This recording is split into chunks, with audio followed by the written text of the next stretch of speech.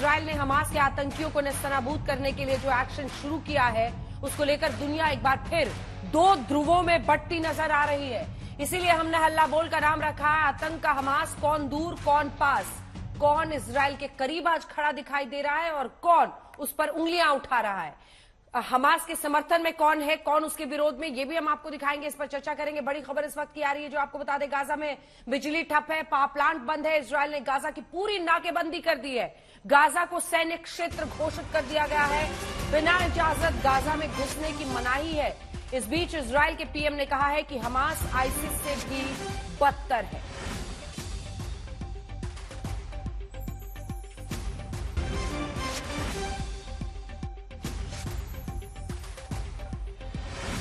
Israel ने Gaza पट्टी की पूरी नाकेबंदी कर दी है और जिस गाजा पट्टी को पूरी तरह से मलबे में बदलने की कसम बेंजामिन नेतन्याहू ने खाई थी, कहा था इस जंग की शुरुआत जरूर की है हमास ने, लेकिन अंत मैं ही करूंगा, उसी गाजा पट्टी की नाकेबंदी में अब चारों तरफ से उसे घेर दिया गया है। बिजली, पानी, खाना सब बंद है और इन सब के बीच आसमान से बारूद की बारिश। इजराइल ने हमास के आतंकियों को नेस्तनाबूद करने के लिए जो एक्शन शुरू किया है, उसको लेकर दुनिया एक बार फिर दो ध्रुवों में बंटती नजर आ रही है। इसीलिए हमने हल्ला बोल का नाम रखा है आतंक का हमास, कौन दूर कौन पास, कौन इजराइल के करीब आज खड़ा दिखाई दे रहा है और कौन उस पर उंगलियां उठा रहा है। हमास के समर्थन में कौन है, कौन उसके विरोध में, ये भी हम आपको दिखाएंगे, इस पर चर्चा करेंगे। बड़ी खबर इस वक्त की आ रही है जो आपको बता दें, गाजा में बिजली ठप है, पावर प्लांट बंद है। इजराइल ने गाजा की पूरी नाकेबंदी कर दी है। गाजा को सैन्य क्षेत्र घोषित कर दिया गया है। बिना इजाजत गाजा में घुसने की मनाही है। इस बीच इजराइल के पीएम ने कहा है कि हमास आईसिस से भी बदतर है।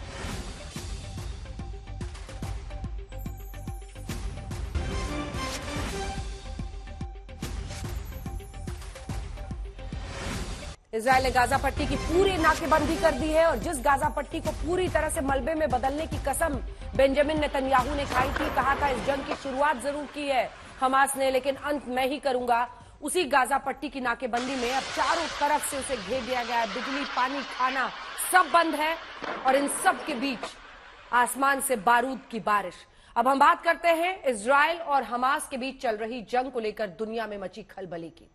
सबसे पहले आपको कुछ फैक्ट्स जरा बताते हैं, क्योंकि जंग के वक्त कई तरह की जानकारियां, कई तरह की खबरें सामने आती हैं, कई सारी अफवाहें उड़ाई जाती हैं, लोग अपने अपने एजेंडे के तहत प्रोपेगेंडा चलाते हैं।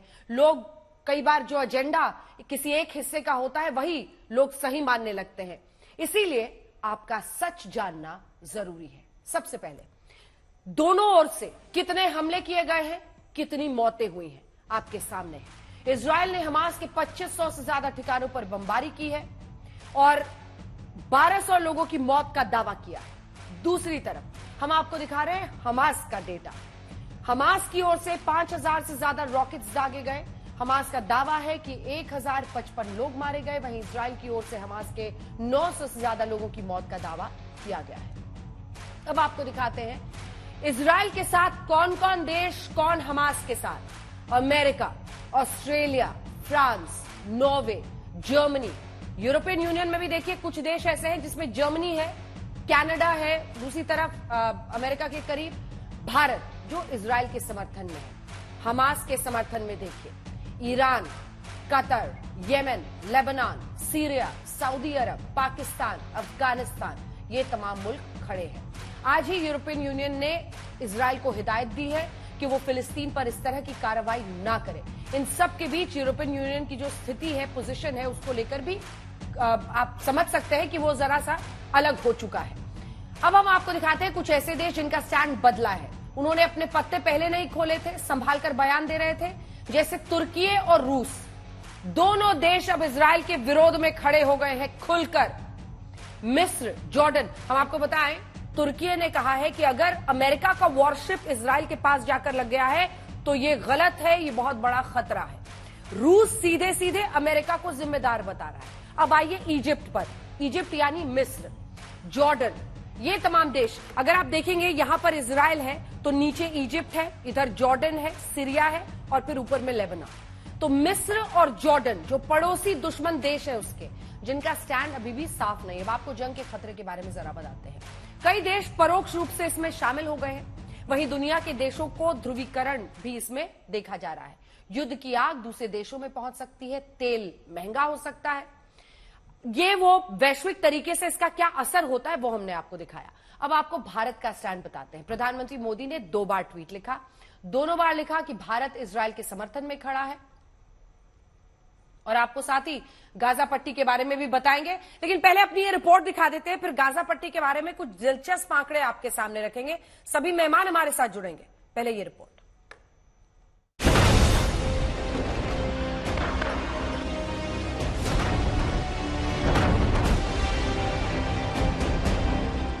टैंक, मिसाइल, रॉकेट बॉम्ब, बदले के बारूद से इजराइल गाजा पट्टी को मटियामेट करने में कोई कसर नहीं छोड़ रहा।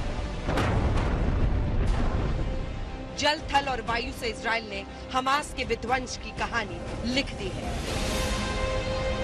गाजा पट्टी एक के बाद एक हो रहे इजरायली बमबारी के बीच धुएं का गुबार बनती चली जा रही है।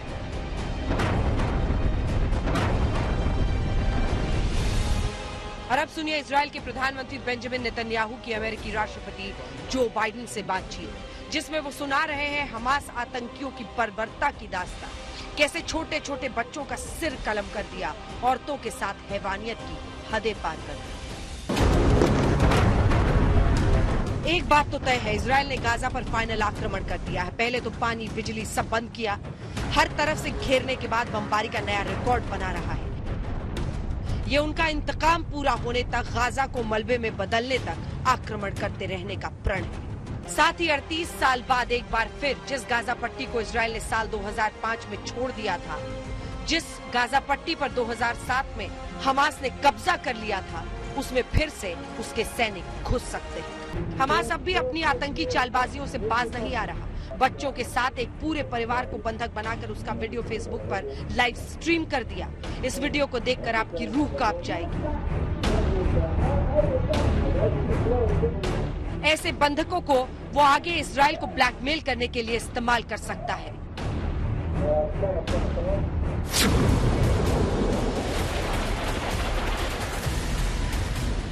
बीते दिन से ही हमास ने फिर एश्कलोन शहर पर रॉकेट बरसाने भी शुरू कर दिए हैं।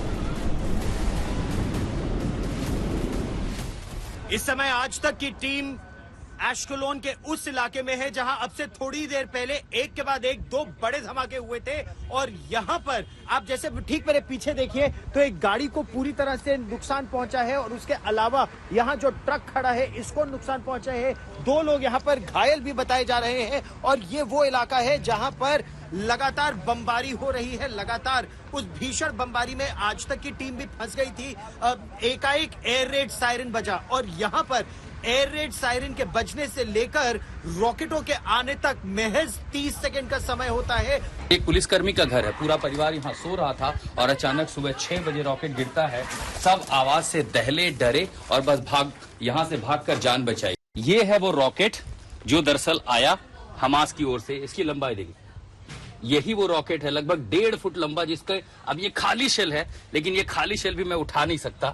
और ये रॉकेट जब घर में गिरा, इसने इस तरह की तबाही मचा। आप समझिए कि किस तरह की क्षमता हमास की है कि जो इतने बड़े बड़े रॉकेट वो इस्तेमाल कर रहा है और इससे नुकसान पहुंचा रहा है। और ये देखिए नुकसान भी कैसा है, उसकी क्षमता देखिए कि पूरी जो दीवार है 1.5 फीट चौड़ी, इस पूरी दीवार को उसने भेद दिया था।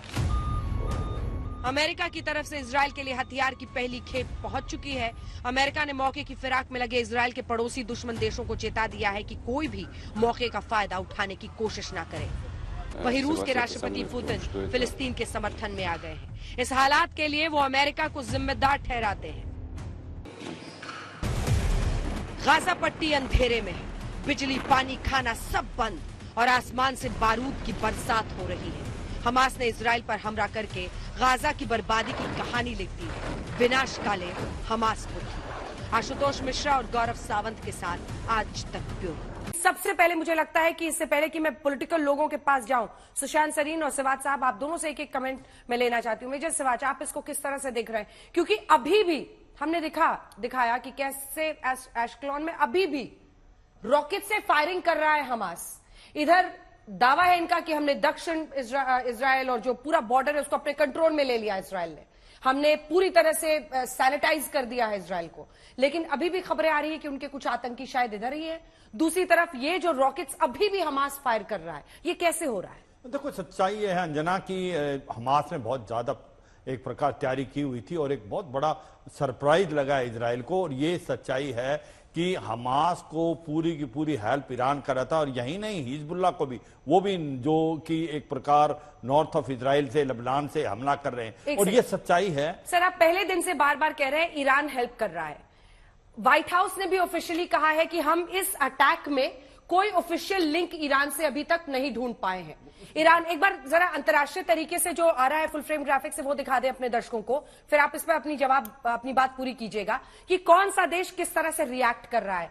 क्योंकि ईरान ने भी कहा है कि इस हमले में हमारा कोई हाथ नहीं है, लेकिन हम उन आतंकियों के हाथ चूमते हैं जिन्होंने इसको अंजाम दिया। सबसे पहले जो बाइडेन कहते हैं इजराइल में यहूदियों का नरसंहार हुआ है। आयतुल्लाह खुमैनी कह रहे हैं कि ईरान का हाथ नहीं है, लेकिन हम हमास को शाबाशी देना चाहते हैं।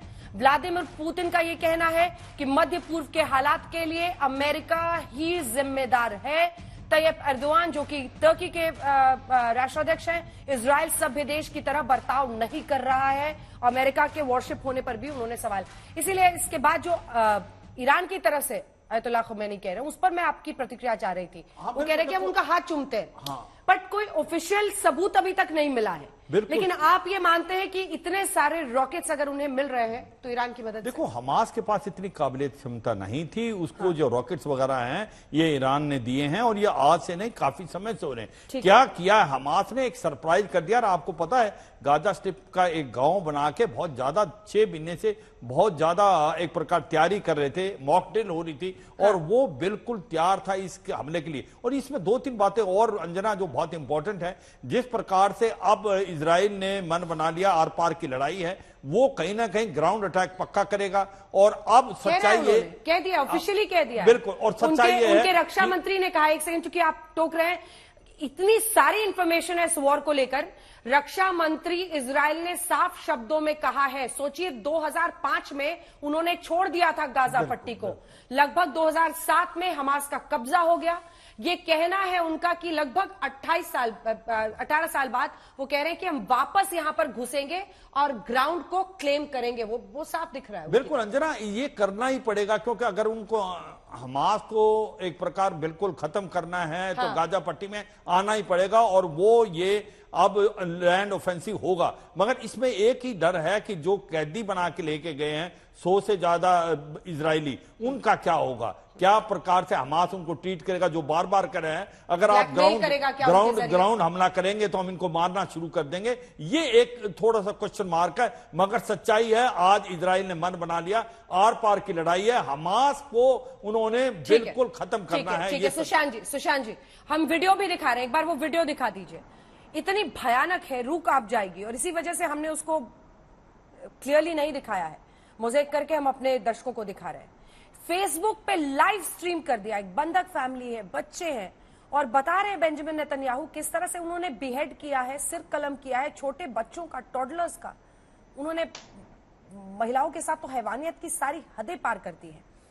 किस तरह से आप इसे आगे बढ़ता हुआ देख रहे हैं? क्योंकि अब एर्दोआन भी उधर से आवाज उठाने लगे हैं कि एक सभ्य देश की तरह नहीं बिहेव कर रहा है इजराइल।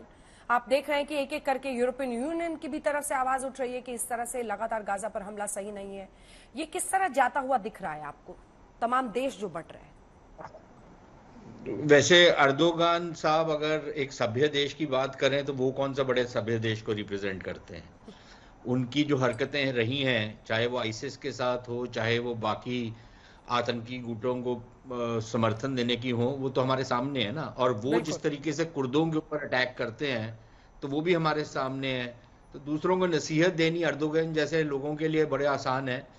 लेकिन मुद्दा ये है कि ये अंजना, शायद मैंने आपके प्रोग्राम में भी पहले कहा है कि जिस तरीके की बर्बरता की है हमास वालों ने, ये जानबूझ करके की है कि इजराइल के सर पर खून सवार हो जाए और वो आपे से बाहर हो जाए, जो कि वो हो रहा है।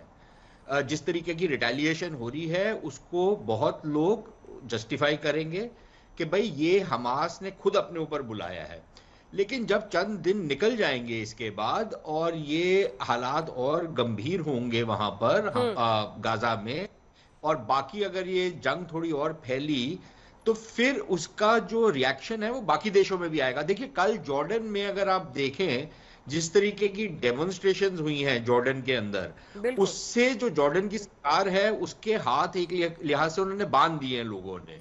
और आज जो जॉर्डन के शाह हैं उनका एक बयान आया है जहां पर उन्होंने एक लिहाज से हमास की तो नहीं लेकिन फिलिस्तीनियों की और 2 स्टेट सोल्यूशन की हिमायत कर दी है, और वो खुले तौर से हमास के खिलाफ उभर करके नहीं आए, जो मैंने बयान देखा है आज। तो ये उनका हाथ एक लिहाज से बांध दिए गए हैं, बाकी देशों के भी बन जाएंगे, क्योंकि जो पब्लिक है उसके अंदर जो जज्बात उभारे गए हैं और जो आग लगाई गई है वो तो सरकारों को कैसे कंट्रोल कर पाएंगी वो। और अगर वो हालात होते हैं तो फिर लोगों उन सरकारों को अपनी अपनी पोजीशंस लेनी पड़ेगी। अगर ये जंग और फैलती है तो अमेरिका ने तो अपना वो बहरी बेड़ा वहां पर खड़ा कर दिया है, अगर वो भी इसमें जंप कर गए तो फिर ये और एक्सपैंड कर जाती है वॉर। तो अभी बहुत नाजुक स्थिति में है और ये हालात किस करवट बैठेंगे अभी समझ नहीं आ रहा। और फिर एक चीज का ध्यान रखना चाहिए अंजना कि गाजा के अंदर लगभग 27 लाख लोग रहते हैं, उनके वहां से पलायन करने की कोई जगह नहीं है, वो कहीं नहीं जा सकते। इजिप्ट का बॉर्डर बंद है, बाकी 3 तरफ या 2 तरफ मान लीजिए इजराइल का बॉर्डर है जो टोटली बंद है, और फिर एक तरफ समुद्र है जो भी एक लिहाज से बंद ही है। ठीक है, तो वो कहां जाएंगे वो लोग? बिल्कुल। और अगर इस तरीके से ये जो बमबारी तो अपनी जगह है, लेकिन उसके बाद अगर फौजें अंदर घुसती हैं तो फिर क्या होगा? कितनी लंबी लड़ाई छिड़ेगी? और ग्राउंड खाना नहीं है, पानी नहीं है, बिजली नहीं है, सेहत की सहूलत नहीं है, कुछ भी नहीं है अभी। ठीक है, तो वो भी एक क्राइसिस होगा, और जैसे जैसे वो क्राइसिस बढ़ेगा वैसे वैसे जो अरब दुनिया है या जो मुस्लिम दुनिया है उसके अंदर एक रोष बढ़ेगा। अब उसका जो कारण है इस सारी चीज का, उसको सब लोग अभी भी व्हाइट वॉश करने की कोशिश कर रहे हैं। बिल्कुल, हमास की बर्बरता, हमास ने जो शुरू किया है उसको सब लोग कवर अप करने की कोशिश कर रहे हैं। आज भी अभी आप देखना अपने प्रोग्राम में होगा। अभी करेंगे सर, अभी आपके सामने लाइव करेंगे वारिस पठान साहब, वारिस पठान साहब लाइव करेंगे, अभी आपके सामने होगा ये।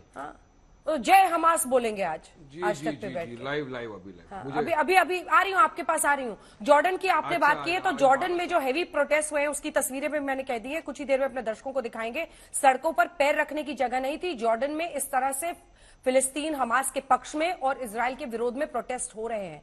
ये बताता है कि जमीन पर आने वाले वक्त में कैसी चुनौतियां हैं प्रधानमंत्री बेंजामिन नेतन्याहू के सामने। लेकिन इससे पहले कि हम आगे बढ़े और थोड़ी राजनीतिक बातें भी इस पर हो, आइए आपको सुना देते हैं असदुद्दीन ओवैसी ने क्या कहा है इस पर। पहले ऑस्लो अकॉर्ड में आपको 5 साल में फलस्तीन को बनाना था, फलस्तीन कंट्री को बनाना था, आप 30 साल हो गए।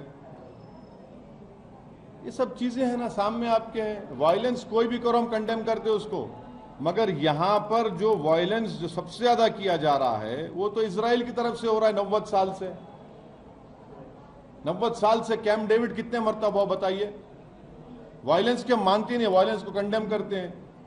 अरे भाई, आप जो गाजा वेस्ट बैंक को आप फलस्तीनी मुल्क क्यों नहीं करार देते? आप शहजाद पूनावाला जी पूछ रहे हैं क्यों नहीं मुल्क करार देते, और क्यों भारत का अगर हम ट्रेडिशनली देखें तो फिलिस्तीन को स्वीकार्यता दी गई थी, मान्यता दी गई थी, वहां से इजराइल के साथ आज इस जंग की घड़ी में खड़े होना, किस तरह से इसे जस्टिफाई करेंगे? अंजना जी, आज से अगर 100 साल बाद मेरे वंशज अगर कभी इस डिबेट को देखकर पूछेंगे कि शहजाद सरफराज पूनावाला 7 अक्टूबर की घटनाक्रम पर सही के साथ खड़े थे या संतुलित के साथ, तो शायद मैं कहूंगा कि मैं सही के साथ खड़ा था। आज संतुलित के साथ खड़े रहने का समय नहीं है। आज ये इजराइल के तथाकथित ऑक्यूपेशन का, आज ये पैलेस्टाइन के स्वशासन का, आज ये 90 साल ऑस्लो अकॉर्ड का मसला नहीं है। आज मसला केवल एक ही है कि 7 अक्टूबर को एक आतंकी तंजीम ने मानवता के सारे नियमों का उल्लंघन करते हुए 1000 से ज्यादा निहत्थे लोगों को, बच्चों को बर्बरता पूर्वक मौत के घाट उतारा, जिनका कोई भी सेना से या सैन्य शक्ति से कोई लेना देना नहीं था, ये गला काट कट्टरता का प्रमाण है। ये मानवता के हर सिद्धांत के उल्लंघन का प्रमाण है और इस पर संतुलन अथवा बैलेंस नहीं हो सकता। इसमें केवल हम सही के साथ हो सकते हैं और इसीलिए एक स्वर में पूरे मानवता को कहना होगा कि हम इस आतंकवाद का खंडन करते हैं। और आज अगर आप उस साइड पर नहीं है, आतंकवाद के खंडन के साइड पर नहीं है, तो आप किस साइड पर है ये सवाल पूछा जाएगा कि ऐसी कौन सी वोट बैंक की मजबूरी है अंजना जी कि याकूब में कभी हालात का मारा, अफजल गुरु में कभी अफजल हम शर्मिंदा है तेरे कातिल जिंदा है, 26/11 में कभी इस्लामिस्ट जिहाद को व्हाइट वॉश कर देना, कभी पाकिस्तान के किए समझौते ब्लास्ट पर ओढ़नी चढ़ा देना, कभी कह देना कि देखिए ये जो आतंकी हमला है इसका जस्टिफिकेशन और कॉज होता है। ये कब तक चलता रहेगा? CWC के रेजोल्यूशन में आतंकवाद के खिलाफ एक शब्द नहीं कहा गया।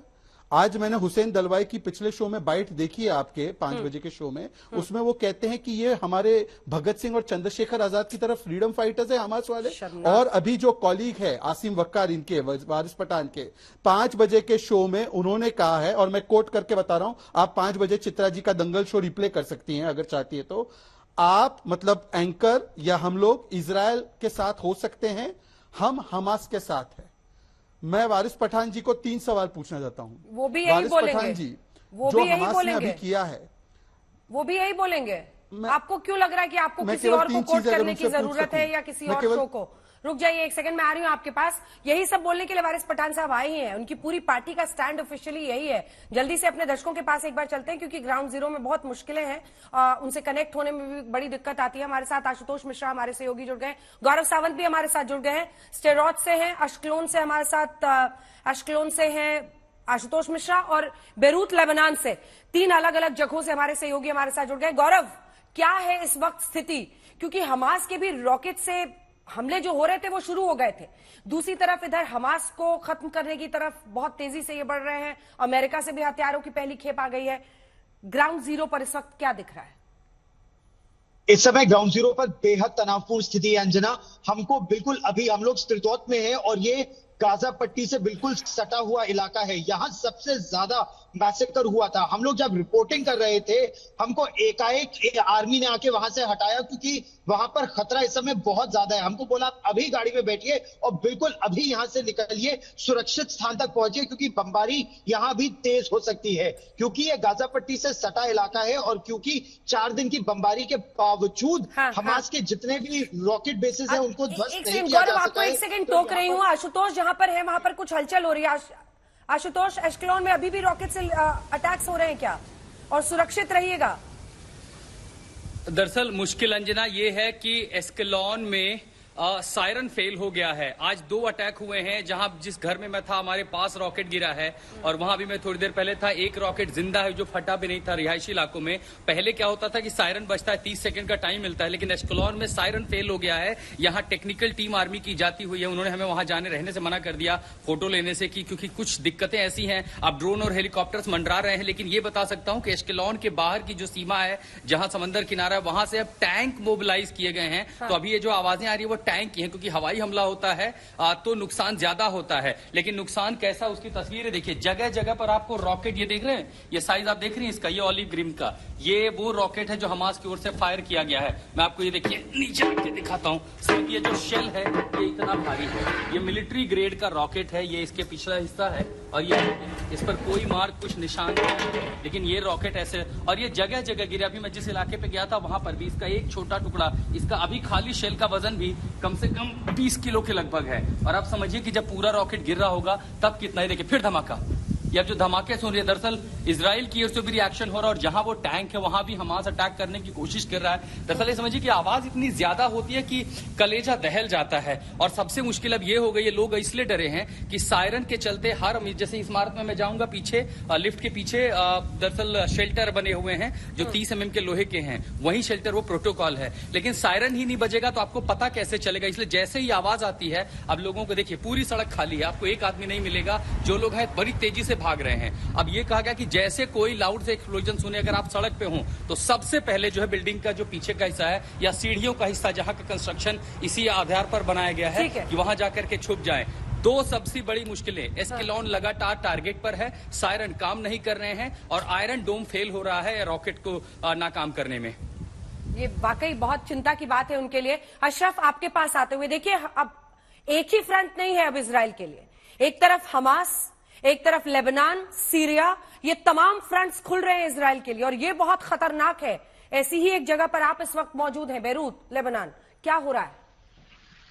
बिल्कुल अंजना, शुरू में मैं आपकी बातें सुन रहा था कि पूरी दुनिया को इस युद्ध ने जब है अब दो हिस्सों में बांट दिया है और यहाँ तक कि हमारे देश में भी।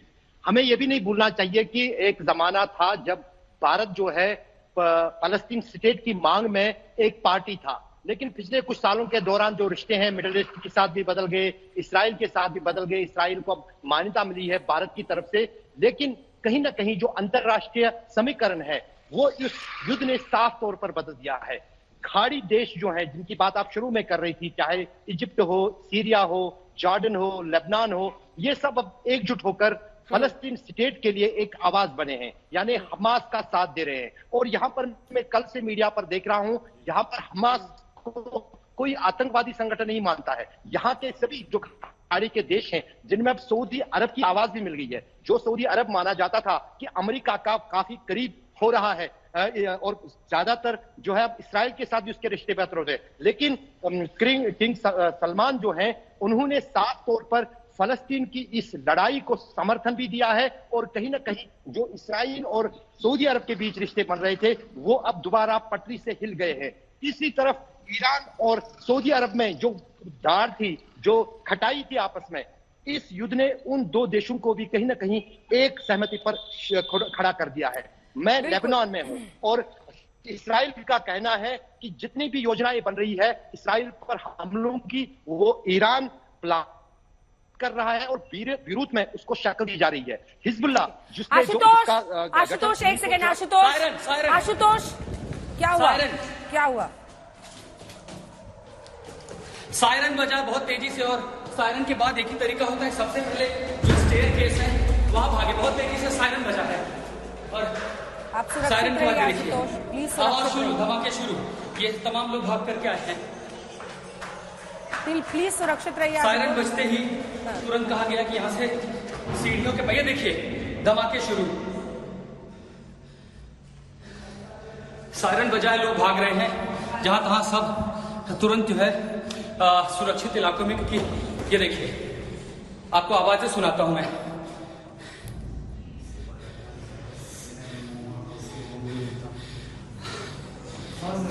Is that a safe house?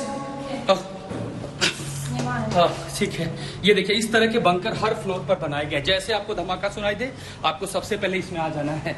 ये 30 मिलीमीटर की लोहे की दीवारों से पैक और हर फ्लोर पर बना हुआ है, तो ये प्रोटोकॉल है। देखिए इस मंजिल पर ये खुला था, भागे एक, मतलब बहुत तेजी से आवाजें आ रही है। आज ये दिन का तीसरा हमला सिर्फ 2 घंटे में, आज भी ये फायरिंग्स हो रही है वहां पर, रॉकेट्स फायर 2 घंटे में तीसरा हमला है। और चिंता की बात यह कि 2 घंटे में तीसरा बड़ा हमला है। जब पहला हमला हुआ था सायरन आया, लेकिन उसके बाद जो दूसरा हमला हुआ है उसमें सायरन की आवाज नहीं है और तुरंत एक्सप्लोजन शुरू हो गए। एक शहर के पास गिरा, मैं थोड़ी देर पहले 5 बजे वहीं पर था। उसके बाद एक खाली मैदान है, वहां पर रॉकेट गिरा, एक पुलिसकर्मी था मुझे बड़ा टुकड़ा दिखाने, अभी मैं आपको थोड़ी देर पहले दिखाया कितना बड़ा शेल है। और अब फिर बाहर काफी तेजी से है, ये लगभग 60-70 रॉकेट कम से कम सुनाई दे पड़े, बहुत तेजी से आवाज आ रही है यहाँ पे। अंजना बिल्कुल सुरक्षित रहिए, आप सेफ हाउस में रहिए। गौरव, आपकी बात मैंने बीच में टोक दी थी, प्लीज 2 लाइन में अपनी बात पूरी कीजिए। जी, मैं आपको वही बता रहा था कि इस समय बहुत संवेदनशील यहाँ की स्थिति है, खासतौर पर उस इलाके में सिडरोत जहां पर हम हैं और एश्केलॉन जहां पर आशुतोष है, यही वो इलाका है जिसको सबसे ज्यादा निशाना बनाया जाता है। और अगले 48 घंटे यहाँ बहुत संवेदनशील होने वाले हैं, क्योंकि यहाँ लोगों को कहा गया है कि आप अपने घरों में रहें और अपने घर में कम से कम 2 से 3 दिन का खाने पानी का सामान रखे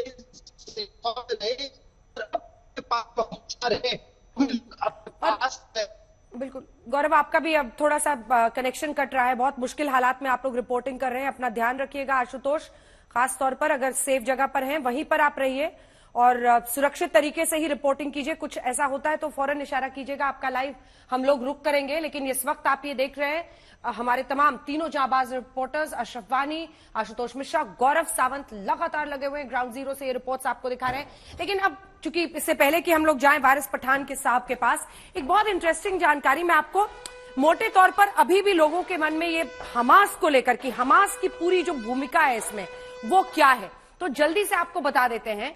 इजराइल फिलिस्तीन के जंग में हमास की एंट्री कैसे हुई है। 1948 लैंडमार्क डेट है। देखिए, यूरोप में जनसंहार हो रहा था यहूदियों का, धीरे धीरे वो इस जगह पे आकर बसने लगे, भारी तादाद में बसने लगे और इजराइल की स्थापना 1948 में हुई। यहूदियों को एक अलग देश मिल गया, उसमें बसा दिया गया। 1967 में इजराइल ने गाजा पर कब्जा कर लिया। ये जो गाजा आप देख रहे हैं, ये इतनी सी जगह है, ये छोटी सी गाजा के भी डिटेल्स जैकेट वाले ग्राफिक्स में हम आपको दिखाएंगे। ये इतनी सी जगह है जिस पर उन्होंने 87 में कब्जा कर लिया था। 1987 में, माफ कीजिएगा, उन्होंने 1967 में कब्जा किया था और 87 में गाजा पट्टी इजराइल के खिलाफ विद्रोह, सबसे ज्यादा यहां पर विद्रोह जो है 87 में, इंतिफादा इसे कहा जाता है। सबसे पहला जो इंतिफादा है 1987 में, ये गाजा में पहला विद्रोह। यही नहीं, ये है वेस्ट बैंक। यही दो डिस्प्यूटेड जगह है, गाजा पट्टी और वेस्ट बैंक, दोनों में ही ये विद्रोह शुरू हुआ इजराइल के खिलाफ। 2005 में गाजा पर इजराइल ने अपना दावा ही छोड़ दिया। 2005 से विड्रॉ कर लिया इजराइल ने गाजा से। उसके बाद 2006 में हमास और फतह के बीच जंग होती है। फतह सबसे इंपॉर्टेंट ऑर्गेनाइजेशन था जो पैलेस्टीनियन अथॉरिटी को रिप्रेजेंट करता था। उस फतह में और हमास में जंग हुई। फतह फिलिस्तीन का दूसरा एक ग्रुप था, आपस में उनमें जंग होती है और फिर 2007 में गाजा पर पूरी तरह से, 2007 में, अगला ग्राफिक्स, पूरी तरह से यहां पर हमास का कब्जा हो जाता है, जिसे विश्व एक आतंकी संगठन के तौर पर देखती है। लेकिन बहुत और एक और जल्दी से जानकारी आपको दे देते हैं, क्योंकि यहां पर आप देख रहे हैं ये जो हमास के नेतृत्व है, इसमें इस्माइल हानिया चेयरमैन है। ये चेहरा याद कर लीजिए, ये जो मोहम्मद देफ है, जो मोहम्मद दाइफ भी कहा जाता है, ये मोहम्मद दाइफ इनका सेना प्रमुख है और इसी के घर पर आज हमला हुआ है। इसके पिता के घर पर आज बॉम्ब गिराकर उसको पूरी तरह से नेस्तनाबूद कर दिया गया है। ये पूरा ऑर्गेनाइजेशनल स्ट्रक्चर हम आपके सामने दिखा रहे हैं। पूरी एक टीम है जिसमें चेयरमैन है, कतर में रहता है इस्माइल हानिया।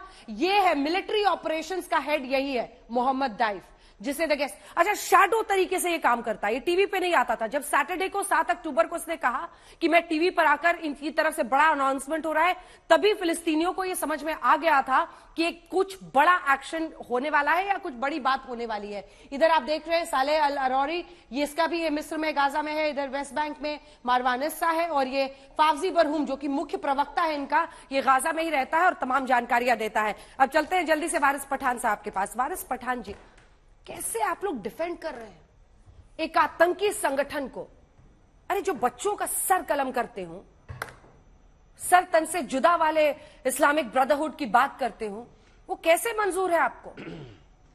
कैसे आपका जमीर इस बात की इजाजत देता है कि जो, एक सेकेंड, जो महिला इजरायली सैनिक को लहूलुहान करके उस पर धार्मिक नारे लगाते हुए उसको ट्रॉफी की तरह अपनी जीत और फतेह की बात बताए, उसको आप कैसे सपोर्ट कर सकते हैं सर? देखिए अंजना जी, सबसे पहली बात तो ये है कि हम वायलेंस को कंडेम करते हैं, उसकी निंदा करते हैं। हम टेररिज्म एक्टिविटीज, टेररिस्ट का तो हमेशा से निंदा करता है, कंडेमनेशन हम करता है। और जंग किसी भी प्रॉब्लम का सोल्यूशन नहीं है। मगर यहाँ क्या हो रहा है, पहले ये तो देखिए ना, पिछले 90 बरस से क्या कर रहे हैं इसराइल फलस्तीनियों के साथ। अभी का लेटेस्ट का बता दो, 2008 से लेकर अब तक में 1.5 लाख सिविलियन पैलेस्टीनियनों का कत्ल कर चुका है इसराइल, जिसमें 33,000 बच्चे थे। तब क्यों किसी ने कुछ नहीं बोला? तब इसराइल को किसी ने आतंकवादी नहीं बताया, कुछ नहीं। कोई भी मानवता, नैतिकता के तकाजे पर कोई उसको जस्टिफाई कर ही नहीं सकता। आप सभी का बहुत धन्यवाद।